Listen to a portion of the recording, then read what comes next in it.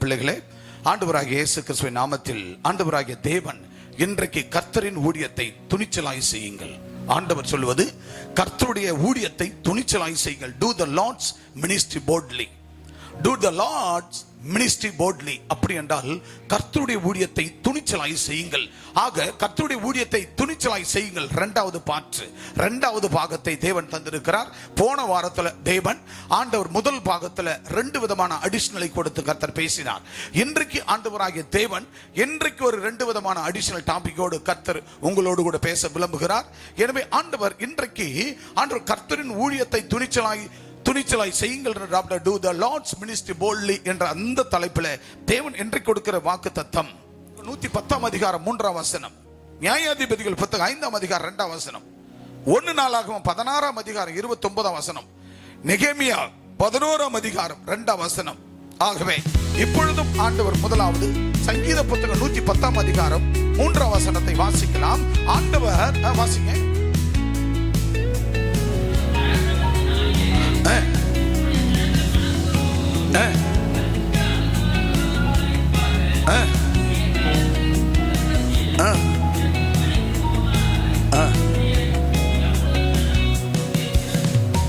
யாவரும் முழங்கால் படி தலையில் தாழ்த்துவோம்.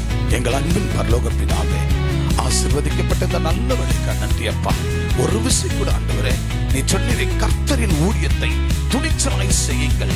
Do the Lord's ministry boldly. என் தேவனாகிய கர்த்தருடைய ஊழியத்தை துணிச்சலாய் செய்யுங்கள் என்ற இந்த தலைப்பில் ஆண்டவரே, நீ கொடுக்கப்பட்ட கீழ்ப்படிதலுடன் ஊழியத்தை செய்ய ஆயத்தமாக இருங்கள் என்ற ஆண்டவர் இந்த முதல் தலைப்பில் என் தேவனாகிய கர்த்தர் சங்கீதக்காரன் தாவீது மூலமாய் சொல்லப்பட்ட இந்த வார்த்தை, ஆண்டவரே, என் ஜனங்கள் பரிசுத்தமாய் மனப்பூர்வமான பரிசுத்தவான்களாய் மனப்பூர்வமாய் கீழ்ப்படிதல் ஊழியம் செய்ய ஆயத்தமாய் இருங்கள் என்று சொன்னேன். மனப்பூர்வமாய் கீழ்ப்படிந்து பரிசுத்த மனவாட்டிகளாய் நாம் பெற்ற நன்மையை பிறருக்கு சொல்லத்தக்கதாய் என் தேவனாகிய கர்த்தர் இன்றைக்கு நீ போதித்து என் பிள்ளைகளை உருவாக்கி ஆண்டவர் பட்டணங்களிலே கிராமங்களிலே என் தேவன் தேசத்தில் அனுப்புகிறார். இயேசுவின் நாமத்தில் நல்ல பிதாவே, ஆமென். உட்காருவோம். அன்பானவர்களே, சங்கீத புத்தகம் 110 3 வசனத்தை ஒருவர் வேகமாக வாசிக்கலாம். உமது பராக்கிரமத்தின் நாளிலே உம்முடைய ஜனங்கள் மனப்பூர்வம் பரிசுத்த அலங்காரம் உள்ளவர்களாய் இருப்பார்கள். விடியற் காலத்து கர்ப்பத்தின் பிறக்கம் பனிக்கு சமமாய் உம்முடைய யௌவன ஜனம் உமக்கு பிறக்கம் என்று கர்த்தர் சொல்லுகிறார். உம்முடைய பராக்கிரமத்தின் நாளிலே ஆண்டவராகிய தேவன் அந்த பராக்கிரமத்தின் நாளிலே உம்முடைய ஜனங்கள் மனப்பூர்வமாக பரிசுத்த அலங்காரமாய் இருப்பார்கள். எனக்கு அன்பான தேவனுடைய பிள்ளைகளே, நீங்க எப்படிப்பட்டவர்களா இருக்க வேண்டுமா? அந்த கட்ட பராக்கிரமத்தின் நாள் வருவதற்கு முன்னாக ஆண்டவராகிய தேவனுடைய பிள்ளைகளாய் ஜனங்களாய் பரிசுத்தமாய் மனப்பூர்வமான பரிசுத்த ஜனங்களாய் இருக்க வேண்டுமா? பரிசுத்தவான்களாய் இருக்க வேண்டும். ஆண்டவர் நம்மிடத்தில் எதிர்ப்பது பரிசுத்தம். ஒருவரும் தூங்காதபடிக்கு யாவரும் கர்த்தருடைய வார்த்தைக்கு நேராய் செவிகளை சாய்ப்போம். அந்த வசனம் சொல்லுகிறது, வாசிக்க வசனத்தை. உமது பராக்கிரமத்தின் நாளிலே உம்முடைய ஜனங்கள் மனப்பூர்வமும் பரிசுத்தமும் அலங்காரம் உள்ளவர்களா இருப்பார்கள். மனப்பூர்வமான பரிசுத்தம். அல்லேலூயா சொல்லுங்க. நம்ம ஜனங்க எப்படி இருக்கணும்? மனப்பூர்வமான பரிசுத்தம் உள்ள பரிசுத்தவான்களா நம்ம இருக்கணும். நீ எந்த நிலையில் இருக்கிற சற்று திரும்பி பார். எனக்கு அன்பு சகோதர சகோதரியே, ஆண்டவர் சொன்ன கர்த்தரின் ஊழியத்தை துணிச்சலாய் செய்யுங்கள். ஒருவேளை நீங்க 30 வருஷம் ஆண்டவர் ஏற்றிருக்கலாம். ஒருவேளை 20, 10, 5 மாதங்களாக, 1 வருடங்களாக, 5 மாதங்களாக, ஒருவேளை போன வாரம் தான் சர்ச்சைக்கு வந்திருக்கலாம். ஆனால் தேவன் உங்களை பார்த்து சொல்லுகிறார், அந்த பராக்கிரமத்தின் நாளிலே, அந்த பராக்கிரமத்தின் நாளை சந்திக்கிற வேளையிலே நீங்கள் எப்படிப்பட்ட ஜனமா இருக்க வேண்டுமா? எப்படிப்பட்ட ஜனமா இருக்க வேண்டுமா? பரிசுத்த ஜனமா, பரிசுத்தவான்களா, மனப்பூர்வமான பரிசுத்த ஜனமா, மனப்பூர்வமாய் தன்னை அர்ப்பணித்து பரிசுத்தவான்களாய் வாழ வேண்டும். எக்காரணத்தை கொண்டும் பின்மாற்றத்தில் இருக்கக்கூடாது. வேதம் மிக தெளிவாய் சொல்லுகிறது, பின்மாற்றம் உள்ளவர்களாக. பின்மாற்றம் என்பது என்ன? சபைக்கு வந்து கொண்டிருப்பார்கள், ஆனால் அவங்க ஆக்டிவிட்டிஸ் பரிசுத்த ஜீவியத்திலிருந்து சற்று பின்வாங்கி இருப்பார்கள். பரிசுத்த குணம் கொஞ்சம் குறைஞ்சிருக்கும். பரிசுத்த ஆக்டிவிட்டிஸ் குறைஞ்சிருக்கும். அப்படின்னு என்ன அர்த்தம்? ஓய்வு நாளுக்கு லேட்டா வர்றது, சபைக்கு லேட்டா வர்றது. சபைக்கு என்ன, சபையில் என்ன நடக்குன்னு தெரியாது. சபைனா வேற, நம்மனா வேற. நம்முடைய பரிசுத்த குலைச்சல், ஆண்டவருக்கு இச்சகம், தேவனை குறித்து உபாதைதான் பேசுவது, குரோத விரோதம் பேசுவது. வேதத்தை வாசிக்க பார்க்கலாம். பராக்கிரமத்தி நாளிலே உம்முடைய ஜனங்கள் மனப்பூர்வமும் பரிசுத்த அலங்காரம் உள்ளவர்களாக. எப்படிப்பட்ட மனப்பூர்வமான பரிசுத்த அலங்காரம்? பிரியமானவர்களே, கோட்டை சூட்டை நம்ம போட்டுன்னு வரோம்னா கொஞ்சம் கூட அலுங்காம குலுங்காம அப்படியே பொம்மை மாதிரி வரணும். அப்படி பொம்மை மாதிரி வந்து, அப்படி பொம்மை மாதிரி உட்கார்ந்து கையை கூட அப்படி இப்படி இப்படி தட்டிட்டு அல்லேலூயான்னு கையை தூக்காம ஹல்லேலூயா ஹல்லேலூயா ஹல்லேலூயா ஸ்தோத்திரம் ஸ்தோத்திரம், அலுங்காம குலுங்காம, ஆவியானவர் இல்லாம, அபிஷேகம் இல்லாம, அக்னி இல்லாம, தேவனுடைய அந்நிய பாஷை இல்லாம, தேவனுடைய வரங்கள் இல்லாம, தேவனுடைய பரிசுத்தாவியை பெற்றுக்கொள்ளாம, அவருடைய பரத்தின் அந்நிய பாஷை வாங்காம ஏக்கத்தோடு ஓடி வரணும். பிரியமானவர்களே, தேவாலயத்துக்கு வரும்போது ஏதோ கடமைக்காக போகிறோம், ஏதோ ஒரு ஓய்வு நாள் போகணும் அப்படின்னு ஏதோ ஒரு சூழ்நிலைக்கா போகிறோம், ஏதோ ஒரு தேவைக்கா போகிறோம். அப்படி இல்லை அன்பான தேவ பிள்ளையே, நீ ஏதோ ஒரு தேவைக்காக மாத்திரம் வரக்கூடாது. உன் தேவையே இயேசு கிறிஸ்துவா இருக்க வேண்டும். உன் தேவையே இயேசு கிறிஸ்துவா இருக்க வேண்டும். ஏதோ ஒரு தேவை, ஏதோ ஒரு சூழ்நிலை, ஏதோ ஒன்று எதிர்பார்ப்பு, ஏதோ ஒரு தேவை இருக்கிறது என்று ஏதோ ஒரு தேவை, உன் தேவையே இயேசுவா இருக்க வேண்டும். உன் தேவை அத்தனையுமே இயேசுவா இருக்க வேண்டும். அதுதான் சொன்னாரு, ஒவ்வொருவரும் நீங்க கீழ்ப்படிதலுடன் ஊழியம் செய்ய ஆயத்தமாக இருங்கள் என்று சொன்னார். Be ready to ministry with obedience.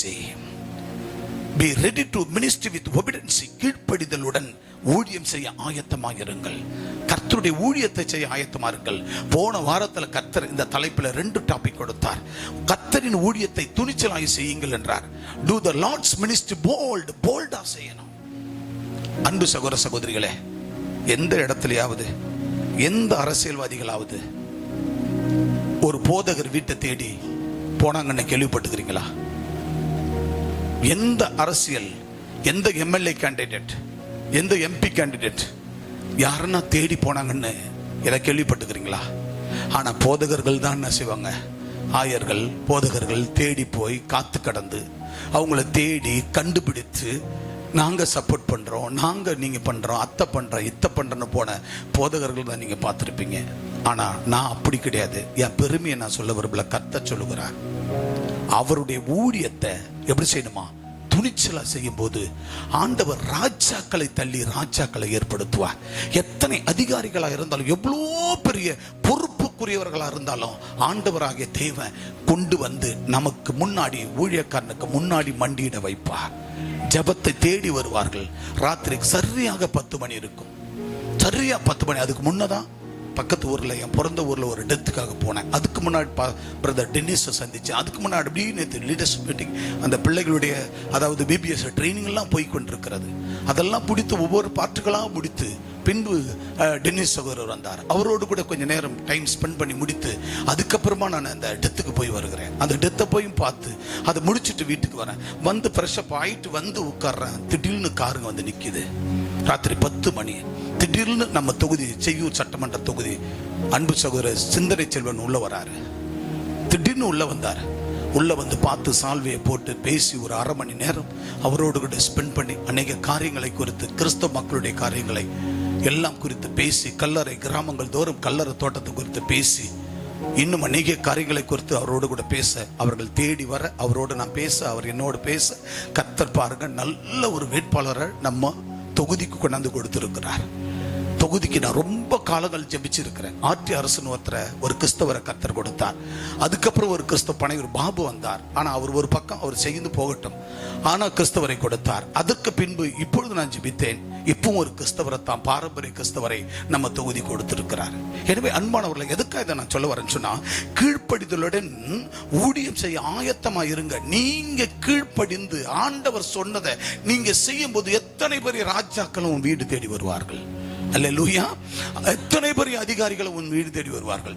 பரத்தின் ஆசீர்வாதத்தை உன் வீடு தேடி கொண்டு வந்து கொடுக்கிற ஆண்டவர் பூமியில் இருக்கிற அத்தனை ஜனங்களையும் அத்தனை ராஜாக்களையும் உன் காலுக்கு பக்கத்தில் கொண்டு வந்து நிறுத்துவார். அன்பான தேவனுடைய பிள்ளைகளை, ஒரு விசை கூட நாம் செய்ய வேண்டியது கீழ்ப்படிதல் அவசியம். ஒபீடியன்ஸ் அவசியம். ஆண்டவருடைய பிள்ளைங்க கீழ்ப்படிய வேண்டும், செவி கொடுக்க வேண்டும். 30 ஆண்டு காலமா, 40 ஆண்டு காலமா, 20 ஆண்டு காலமா அருமை சகோதரர் டென்னிஸ் சொன்னார்கள், என்னுடைய மனைவிக்கு பார்த்தீங்கன்னு சொன்னா இந்த தேர்தல் வேண்டாம், தேர்தல் டியூட்டி தேவையில்லை அப்படின்னு எவ்வளோ கடைசி நேரத்தில் முயற்சி எடுத்தார்கள்.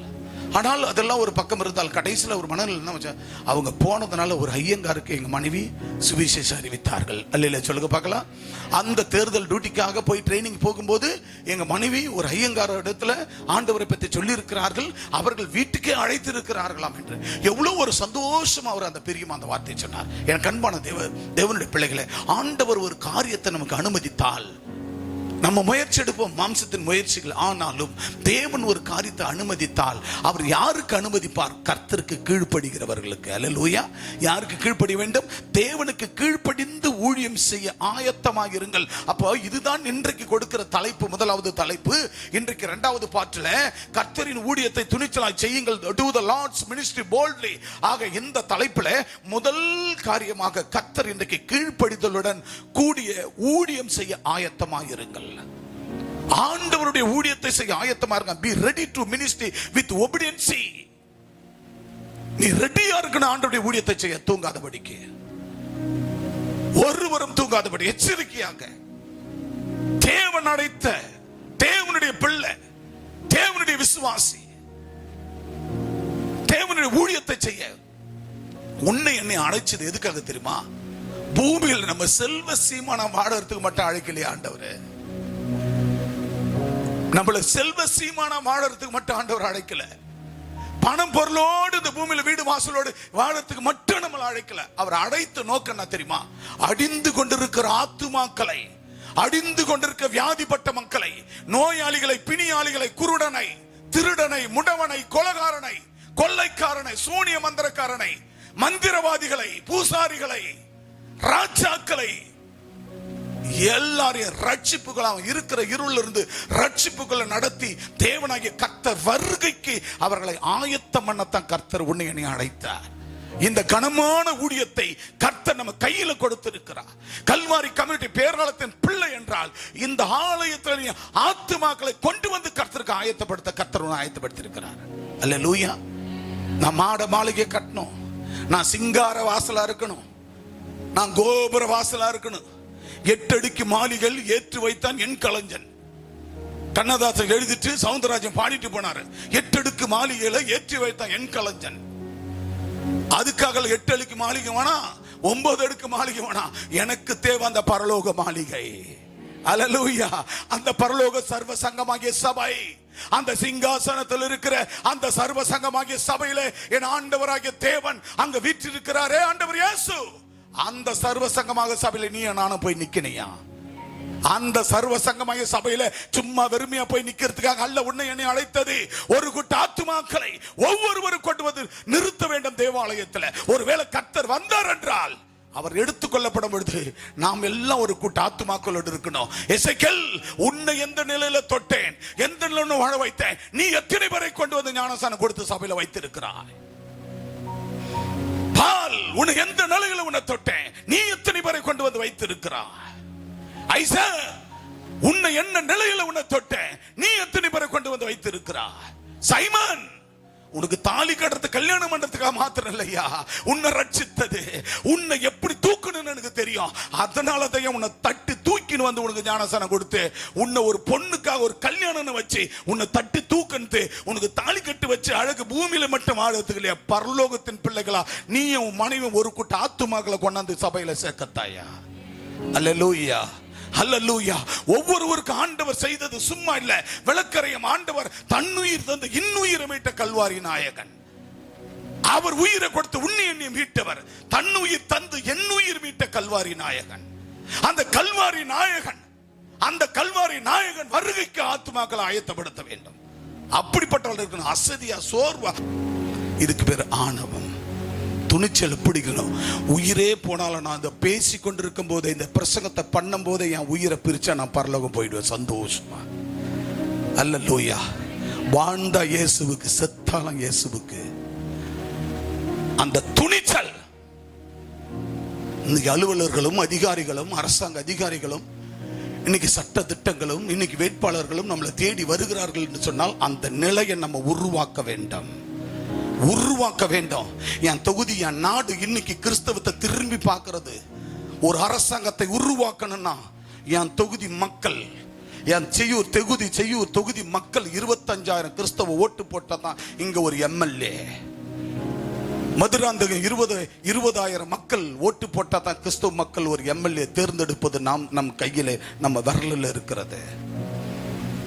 ஆக ஒவ்வொரு தொகுதியிலும், செங்கல்பட்டு தொகுதியில் 40,000, காஞ்சிபுரம் தொகுதியில் 50,000, திருப்பூர் தொகுதியில் 25,000, இப்படியாக தாம்பரம் தொகுதியில் 60,000, இப்படியாக ஒவ்வொரு தொகுதியிலும் நாடு முழுவதும் 234 தொகுதியிலும் வெற்றி தோல்வி நிர்ணயிக்கிறது கர்த்தருடைய பிள்ளைகள். பிரியமான தேவனுடைய பிள்ளைகளை, இந்த தொகுதியில் இன்னைக்கு 20,000 பேர் இருக்கிறார்கள் என்று சொன்னால் அதுக்கு கொஞ்சம் நெஞ்ச ஜபல்ல, கொஞ்சம் நெஞ்ச பாடல, எல்லா ஏச்சுக்கள் பேச்சுக்கள் கேவலம் அவமானத்தெல்லாம் பட்டு இருக்கிறோம். அவ்வளவு அவமானப்பட்டிருக்கிறோம். இந்திய வரலாறுல, தமிழ்நாட்டு வரலாறுல, தமிழ்நாட்டுல மேப்ல நம்ம ஊர் செய்யாராக இருந்தது. எத்தனை கடிதம் அரசாங்கத்துக்கு, எத்தனை கடிதம் அதாவது செங்கல்பட்டு காஞ்சிபுரம் மாவட்டத்துல செய்யூர் தாலுக்கா என்பதை எப்படி இருக்குன்னா செய்யாறுன்னு இருக்கும்.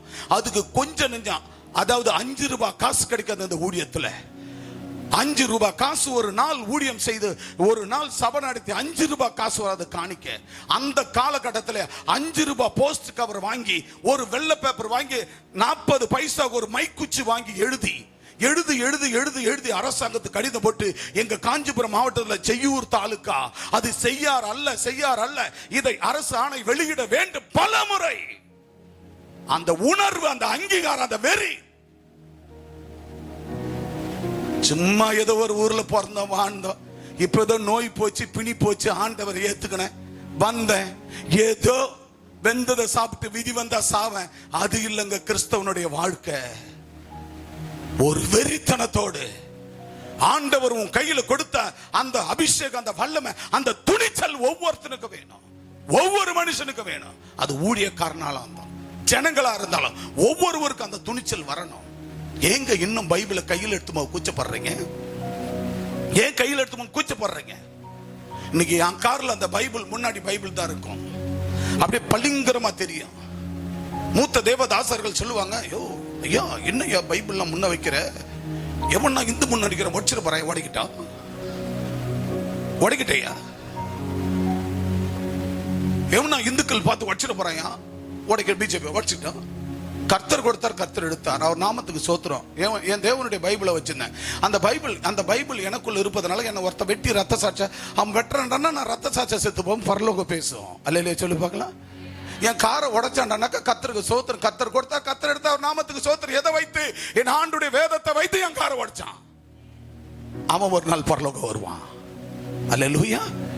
அந்த துணிச்சல் ஒவ்வொரு தேவதாசர்களுக்கும், இந்த வீடியோவை பார்க்கிற அத்தனை பேருக்கும், ஒவ்வொரு திருச்சபை மக்களுக்கும், இங்க இருக்கிற இணையதள வாயிலாக கேட்கிற நேரில் இருக்கிற ஒவ்வொருவருக்கும் துணிச்சலாய் ஊழியம் செய்யுங்கள். என்னைக்கே ஒரு நாள் போகிற உயிர் இன்னைக்கு போட்டீங்க, என்னைக்கே போற உயிர் இன்னைக்கு போட்டுமே. யாருக்காக? என் இயேசுவின் நாமத்துக்காக. அல்லேலூயா, அல்லேலூயா. அவர்களோ என்றால் ரதங்களை குறித்தும் குதிரைகளை குறித்தும் மேன்மை பாராட்டுகிறார்கள். நானோ என்றால் என் தேவனாகிய கர்த்தருடைய நாமத்தை மேன்மை பாராட்டுகிறேன். அவர்களோ என்றால் அவர்கள் தரிந்து விழுந்து முறிந்து விழுந்து போவார்கள். நானோ என்றால் என் ஆண்டவருடைய நாமத்தினால நான் உயர்த்தப்படுவேன். அல்லேலூயா. நான் உயர்த்தப்படுவேன், அவர்கள் தரிந்து முறிந்து விழுந்து போவார்கள். அவன் தெய்வத்தை அவன் என்ன செய்யறான்? ரதங்களை குதிரைகளை குறித்து அவன் மேன்மை பாராட்டுறாயா? நீ என்ன பாராட்டுற? நீ என்ன பாராட்டுற? உன் தெய்வத்தை குறித்து என்ன பாராட்டுற? சொல்லுங்க பார்க்கலாம், துளி சொல்லுங்க. என் ஆண்டவரை நான் மேன்மை என்ன மேன்மை பாராட்டுகிறேன்? உன்னை வாழ வைத்த தெய்வத்துக்கு, வாழ வைத்த தெய்வத்துக்கு ஒரே ஒரு ஆணியை பிடிங்கி போட்டுக்கிறியா? சொல்லு, ஒரு ஆணியை பிடிங்கி போட்டுக்கிறியா? உன் பணத்தால, பொருளால, உன்னுடைய ஒத்துழைப்பால என்ன செய்திருக்கிறாய்? என் அன்பு தேவனுடைய பிள்ளைகளே, வேதம் தெளிவாய் சொல்லுகிறது, கீழ்ப்படிதலோடு கூடிய, கீழ்ப்படுதல் கூடிய ஊழியம் செய்ய ஆயத்தமா இருக்க வேண்டும் என்று கர்த்தர் சொல்லுகிறார். எனவே நியாயாதிபதிகள் 5ஆம் அதிகாரம் 2ஆம் வசனம் வாசிப்போம். நியாயாதிபதிகள் 5:2 வேகமாய் வாசிங்கள். அடுத்து 1 நாளாகமம் 16:29 வார்த்தை எடுத்து வைங்க.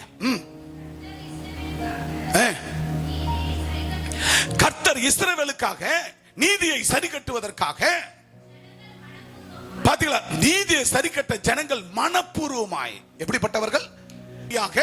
கர்த்தர் இஸ்ரவேல் ஜனங்களுக்கு நீதியை சரி கட்டுவதாக அவர் மனப்பூர்வமாக, பாத்தீங்களா, தங்களை ஒப்பு கொடுத்தது நிமித்தம் அவரை சோத்தரிங்கள். ஹல்லேலூயா. யாருக்காக? யாருங்க ஒப்பு கொடுத்தது? நீதியை சரி கட்டும்படியாக என் தேவனாகிய கர்த்தர் மனப்பூர்வமாய் ஒப்பு கொடுத்தார். ஹல்லேலூயா, அல்லேலூயா. அன்பு தேவனுடைய பிள்ளைகளே, 1 நாளாகமம் 16ஆம் அதிகாரம் வாசிங்க, 29ஆம் வசனம். 1 நாளாகமம் 16:29 வேகமா வாசிங்க, சீக்கிரம். கர்த்தருக்குள்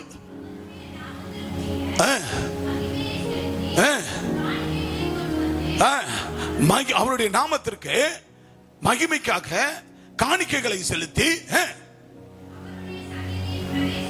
அவருடைய சந்நிதியில, கர்த்தருடைய சந்நிதியில காணிக்கைகளை செலுத்தி அவருடைய சந்நிதியில பிரவேசியுங்கள். பரிசுத்த அலங்காரத்துடனே கர்த்தரை தொழுது கொள்ளுங்கள். எப்படி தொழுது கொள்ளணுமா? பரிசுத்த அலங்காரத்துடன், நாமத்துக்குரிய மகிமையை செலுத்தி காணிக்கைகளை கொண்டு வந்து அவருடைய சந்நிதியில் பிரவேசியுங்கள். பாத்தீங்களா, கர்த்தருக்கு அவருடைய நாமத்துக்குரிய, யாருடைய நாமம்? கர்த்தருடைய நாமத்துக்குரிய மகிமையை செலுத்தி காணிக்கைகளை கொண்டு வந்து, என்னத்தை கொண்டு வந்து ஏதோ வரீங்களா? முதல்ல கர்த்தருக்கு தூதிய பரிசுத்தமா கொண்டு வரீங்களா? உங்க நடத்தைய பரிசுத்தமா கொண்டு வரீங்களா? நேரத்தை, காலத்தை பரிசுத்தமா உள்ள கொண்டு வரீங்களா? நீங்க பரிசுத்தமா உள்ள வரீங்க பாரு, அதுவே காணிக்க. சபை கூடுதல்ல பரிசுத்தமா உள்ள வரீங்களே, அதுவே காணிக்க. நீ லேட்டா வந்தா அது பரிசுத்த காணிக்க மாறுமா? என்ன சொல்றாரு பாருங்க, மகிமையை செலுத்தி அவர் கர்த்தருக்கு அவருடைய நாமத்துக்குரிய மகிமையை செலுத்தி காணிக்கைகளை கொண்டு வந்து அவருடைய சந்நிதியில் பிரவேசி. சந்நிதினா எதுங்க? சந்நிதியே சொல்லுங்க, எல்லாரும் சொல்லுங்க பார்க்கலாம். சந்நிதி எது? சத்தமா சொல்லுங்க, சந்நிதி எது?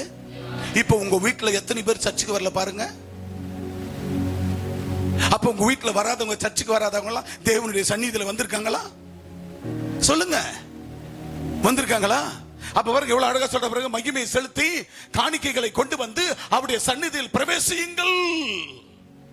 காணிக்கைகளை கொண்டு வந்து, அதுவும் பரிசுத்த காணிக்கைகளை கொண்டு வந்து, எத்தனை பேர் பரிசுத்தமா நம்ம வந்து துதிக்கிறோம்? நம்ம வாயில துதிக்கிறோம். ராத்திரி புருஷனை தப்பு பேசணும், ராத்திரி பொண்டாட்டிய தப்பு பேசணும், பிள்ளைங்களை வாயில வந்த மாதிரிலாம் திட்டணும், பிள்ளைங்க அப்பா அம்மா கண்டபடி பேசினாங்க.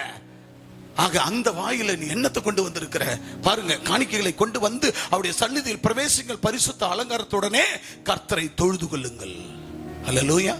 பரிசுத்த அலங்காரம்னா நீ போட்டு வர கோட்டு சூட்டு துணி இல்லைங்க, அது இல்லைங்க பரிசுத்த அலங்காரம். இந்த உள்ளமும் இந்த சிந்தையும் பரிசுத்தமா இருக்கணும். அல்லேலூயா, அல்லேலூயா. இந்த உள்ளமும் இந்த சிந்தையும் என்னவா இருக்கணும்? வேதம் ஆண்டவர் அவருடைய சந்நிதியில் பிரவேசிங்கள் பரிசுத்த அலங்காரத்துடனே, பரிசுத்த அலங்காரத்துடன் கர்த்தரை தொழுது கொள். கர்த்தரை தொழுது கொள்ளணும். அடுத்தபடியா என்னாகமம் 15ஆம் அதிகாரம் 30 முதல் 36 சீக்கிரம். என்னாகமம் 15ஆம் அதிகாரம் 15ஆம் அதிகாரம் 30 - 36 வரைக்கும் சீக்கிரம். ஆண்கள்ல ஒருத்தர் கூட வாய் இல்லை. வாசிமா.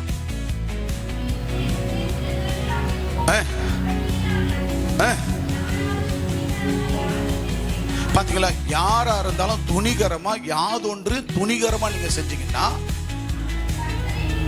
அவன் கர்த்தரை நிந்திக்கிறான், அப்படி நிறுத்துவான். ஆண்டவர் என்ன சொல்ற, கர்த்தரின் ஊழியத்தை துணிச்சலா செய், துணிகரமா செய். நீ எதைத்தான் துணிகரமா செய்யணுமா? எசேக்கியேல் எதை செய்யணும்? துணிகரமா தூங்க கூடாது. என்ன பண்ணணும்? கர்த்தருடைய ஊழியத்தை துணிச்சலா செய்யணும், துணிகரமா செய்யணும். ஆனா மத்த எதையும் செய்யக்கூடாது. அல்லேலூயா சொல்லு பார்க்கலாம். துணிவோடு துணிச்சலா துணிகரமா ஊழியத்தை செய்யணும். யாருடைய ஊழியத்தை? கர்த்தருடைய ஊழியத்தை. அல்லேலூயா. எப்படி செய்யணும்? எப்படி செய்யணும்? நான் சொல்றேன், நீ போய் ஊர்ல பேயோட பிசாசோட நோயோட இப்படி வியாதிப்பட்டு எதனா இருக்கிறாங்கன்னா அவங்கள போய் பாரு, குழந்தை பாக்கியெல்லாம் பாரு, சூனிய மதத்துல பாரு, பார்த்து அவங்களுக்கு ஆண்டவர் பத்தி சொல்லு. உன்னால பிடிச்ச ஜெபம் பண்ணி, இல்லைன்னா அங்கிருந்து ஒரு போனை போடு, நான் ஜெபம் பண்றேன், அவங்கள சர்ச்சு கூட்டிக்கிட்டு வா. இதுதான் உன் வேலை. அல்லேலூயா. என்ன செய்யணும்? ஊழியத்தை துணிச்சலா செய்ய, துணிகரமா செய்ய. ஆனா மத்த எத்தையும் துணிச்சலா பேசக்கூடாது. எந்த வார்த்தையும் துணிகரமா பேசக்கூடாது. எந்த காரியத்தை துணிகரமா பேசக்கூடாது. எதையும் துணிகரமா பார்க்க கூடாது. எதையும் துணிகரமா செய்யக்கூடாது. எதையும் துணிகரமா பண்ணக்கூடாது. துணிச்சலா ஒரு காரியத்தை போய் செஞ்சிடக்கூடாது. ஆனா நீ செய்ய வேண்டிய துணிகரம், துணிச்சல் எது தெரியுமா? கர்த்தரின் ஊழியத்தை துணிச்சலா செய். கர்த்தர் ஊழியத்தை துணிச்சலா செய். துணிச்சலா போய் ஆண்டவரை பத்தி சொல்லு. ஆண்டவர் எனக்கு இதை செய்தார், ஆண்டவர் இதை பண்ணினார், ஆண்டவர் இதை நடத்தினார், ஆண்டவர் என்னை வாழ வைத்தார், ஆண்டவர் என் பேயை போக்கினார், பிணியை போக்கினார் சொல்லி அவர்கள் ஆலயத்தில் கொண்டு வந்து சேர். அதை துணிகரமா செய். அல்லேலூயா. அதை விட்டுட்டு நீ வேற எதுவும் துணிச்சலா துணிகரமா உன் நாவை திறக்க கூடாது. அல்லேலூயா, அல்லேலூயா, அல்லேலூயா, அல்லேலூயா, அல்லேலூயா. அங்க பாருங்க, துணிகரமாக யாதொன்னையும் செய்யவும் கூடாது, பேசவும் கூடாது. எந்த காரியத்தையும் துணிகரமா செய்யவும் கூடாது, துணிகரமா பேசவும் கூடாது, தொடவும் கூடாது, செய்யவும் கூடாது. எந்த காரியத்தை துணிகரமா. ஆனா கர்த்தருடைய ஊழியத்தை மட்டும் ஆண்டவர் செய்தத நீ துணிச்சலா போய் சொல்லணும். அல்லேலூயா சொல்லு பார்க்கலாம். அல்லேலூயா சொல்லு பார்க்கலாம். அல்லேலூயா சொல்லு பார்க்கலாம். துணிச்சலா சொல்லணும், துணிச்சலா செய்யணும். கர்த்தருடைய வேலையை துணிச்சலா செய்யணும். அடுத்தது